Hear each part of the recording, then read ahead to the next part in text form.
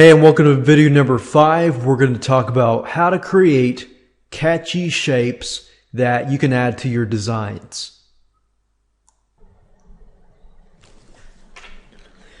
Creating shapes is very easy to do, and I do want to make a mention here that if you ever want to, refer to the layers video or refer to the plugins video in the future, this video series isn't really cumulative, so meaning that you can skip around if you want to. But keep in mind that when it comes to the banners and the headers, that's when it's actually cumulative. So we actually take everything that we've learned in the video product and use it for the banners and the header section. So I just want to make that clear before we move on, that you can move forward as well if you want to. Now we're going to create shapes in this specific video. So the best thing that you can do is either you can create squares, you can create all these other things, but if you want to create like really cool shapes and effects, then you want to go under the effects section and then click on render. And you'll see a bunch of shapes that you can create and this and that. Now, when you start out with paint.net, you don't receive all of these. You might receive only a few, and that's fine. You can just use whatever you have. Or if you want a lot more, you can refer to the plugins section, plugins video section, which is video later on. And I basically show you where to get these effects, where to get these plugins. And essentially what plugins are they are effects. So you can find shapes and effects and so forth, and all you do is find them, download them, add them to paint.net, and it's very easy to do. But if you want to get more, I want to make a note and tell you that just refer to the plugin section if you want to do that. Now if you click on render, by default you're going to have shapes, and all you have to do is simply click on one of these, whatever you might have, because some of you might have something different, and you just click on shapes, and then in this case I can choose a shape. So what I like about paint.net is you can see what's happening in the preview section over here. So as you are creating shapes, you can see what's happening here.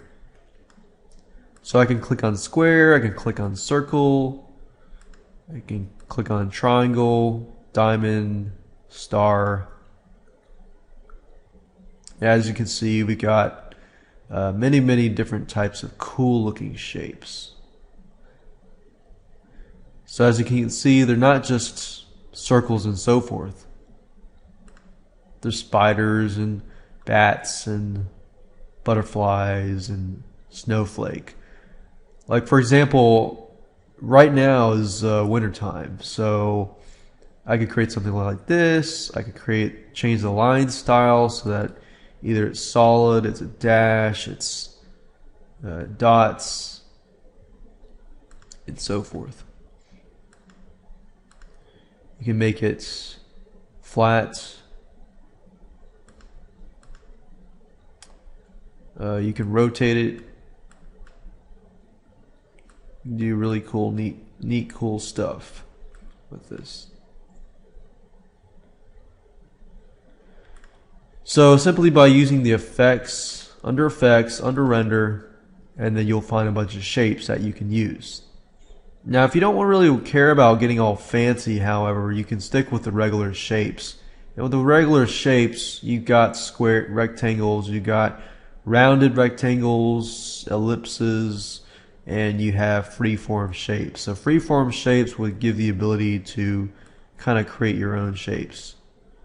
But it would kind of require you to, it's kind of like the pencil or the paintbrush, but as you saw earlier, eventually it connects to each other.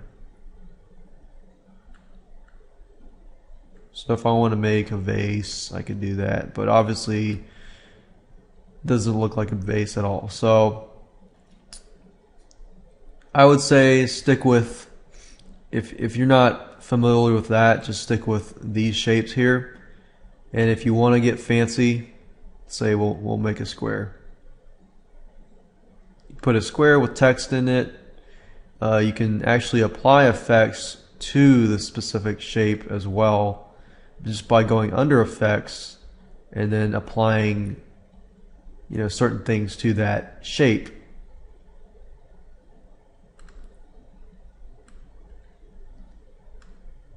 So you can do things like that. And the whole idea here is you can create shapes, but to make that shape fancy or anything, click under effects, go to render or distort, anything you want. And like I said earlier, if you want extra effects or extra shapes, just refer to the plugin section, and that'll show you how to get shapes, how to get effects, and so forth. But it'll show you how to get effects, but you can apply that to getting shapes as well.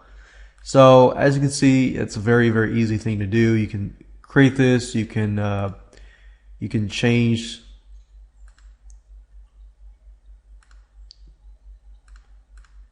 the stuff inside the shape. So just now what I did was I took the paint bucket, filled this in. You can change the fill, and what fill means is whatever it fills up in. So you can change that.